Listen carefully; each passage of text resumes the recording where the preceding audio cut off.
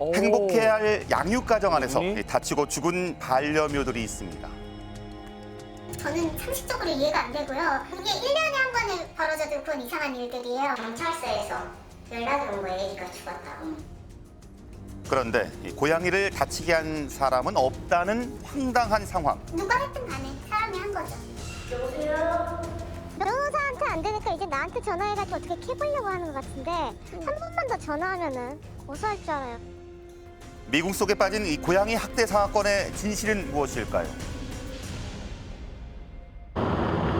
전라남도 여수에서 현재 고양이들을 보호 중인 제보자를 만났습니다. 도담이고요. 얘는 가온이, 둘째.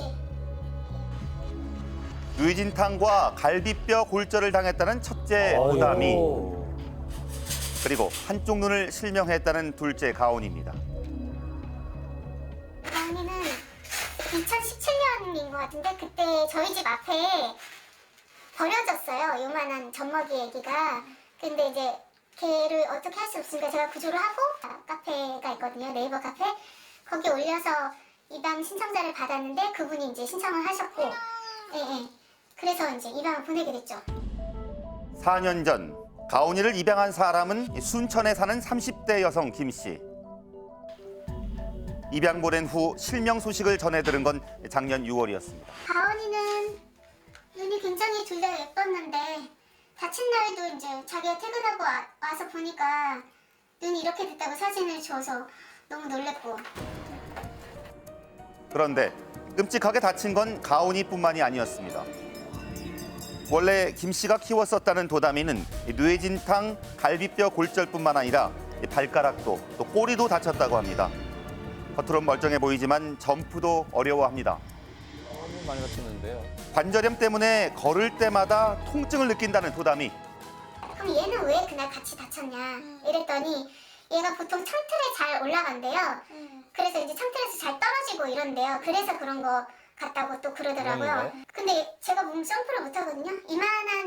이만한 여기를 올라가는데도 이걸 잡고 이렇게 해요. 점프를 못 해요. 예. 오고 나서 봤을 때. 근데 그런 애가 뭐 창틀을 뛰어오르고 이게 가능할까?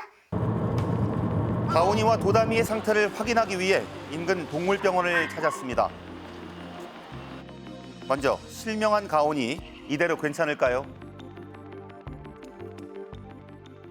일시적으로 안약이라든가 뭐 염증 치료는 도움이 되겠지만 지금 상태 봐서는 안구를 적출을 해줘야 돼요.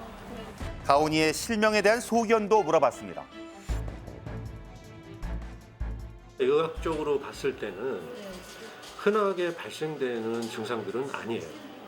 네. 고양이들이 눈이 이렇게 탈출이 되는 경우가 사실 거의 없다고 보는 경우가 많거든요. 어떤 학대로 인해서 충분히 발생될 수 있는 개연성은 있습니다. 학대가 의심된다는 겁니다. 자, 그렇다면 도대체 범인은 누굴까요? 누가 했든 간에 사람이 한 거죠. 네.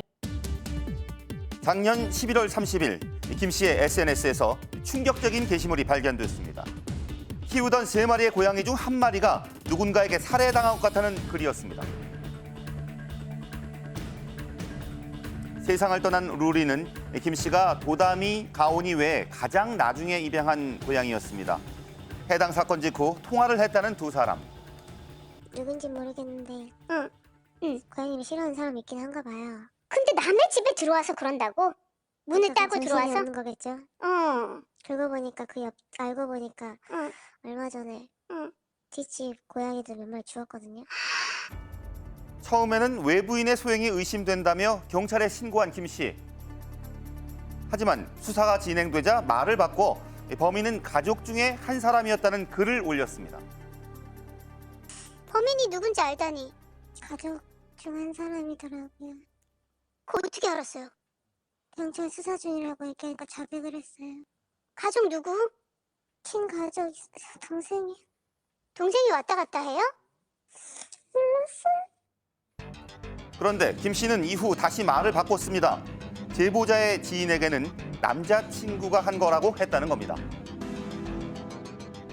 의심스러운 상황 아니면 진실을 알고 싶어서 이제 대화를 계속하면 말이 계속 바뀌니까는 머리가 아픈 거예요. 본인 거를 숨기려고 하는 건지 가족을 보호하려고 그런 건지 모르겠지만 말이 바뀐다는 거는 이상하죠. 이상해요. 2021년 6월부터 사건이 벌어진 11월까지 약 6개월 동안 고양이들은 10회 이상 다치고 또 한 마리는 목숨까지 잃었습니다. 김 씨의 집에선 무슨 일이 있었던 걸까요? 직접 얘기를 들어보려 그녀를 찾아간 제작진. 계세요. 기다려봤지만 이사를 갔는지 김 씨를 만날 수는 없었습니다. 전화 통화로나마 연락이 닿을 수 있었는데요. 네, 씨 맞으시죠? 누가 알려줬니? 내 이름이랑 핸드폰 번호 누가 알려줬어요? 그 보호 차원에서 알려준 내 개인정보는 뭐 상관이 없고 변호사한테 안 되니까 이제 나한테 전화해가지고 어떻게 캐보려고 하는 것 같은데 한 번만 더 전화하면은 고소할 줄 알아요. 이번엔 학대가 아니라 사고로 벌어진 일이라며 고양이를 돌려받고 싶다는 그녀. 경찰의 수사 결과는 어떻게 됐을까요? 가장 중요한 그분 진술이 번복이 됐고, 뭐 실질적으로 그 내부에 뭐 그게 뭐 CCTV나 이런 것도 없고요. 그리고 그 병원이나 이런데 탐문하고 직접 뭐 소견서하고 그런 것도 다 받아보신 것 같더라고요, 형사과 담당분이. 네. 근데 가장 중요한 거는 직접적인 증거가 없기 때문에 종결이 된 겁니다. 예, 누가 보더라도 신빙은 가지만 물증이 없어서. 가족의 실수로 루리가 죽었다는 김 씨. 하지만 당시 루리의 검안서에는 학대가 의심된다는 의사의 소견을 볼 수 있었습니다. 고양이를 돌려달라는 김 씨의 요청을 거부하며 경찰에 진범을 꼭 밝혀달라는 진정서를 제출한 제보자. 제가 진정을 넣긴 했는데 그분이라고 한 것도 아니고 그 여자분이라고 한 것도 아니에요. 그러니까 이런 사건들은 분명히 사람이 한 건데 진범이 꼭 밝혀졌으면 좋겠고요. 예. 다치고 죽은 반려묘들은 있지만 가해자는 없는 황당한 상황입니다. 가정 내 동물 학대 대책은 없을까요? 집에서 은밀하게 이루어졌다 보니까 범인 자체를 밝힌다는 건 사실 굉장히 어려운 문제인 거죠. 가정 내 학대가 은밀하게 이루어지다 보니까 밝히기가 힘들기 때문에 우리나라도 법의학 전문 수의사가 그 도입이 필요하다는 것이 지금 가장 저희가 말하고 싶은 부분이고요. 동물 학대의 사인 규명과 혐의 입증을 위해서 앞으로 수의 법의학 전문가를 양성해야 한다고 전문가들은 말합니다.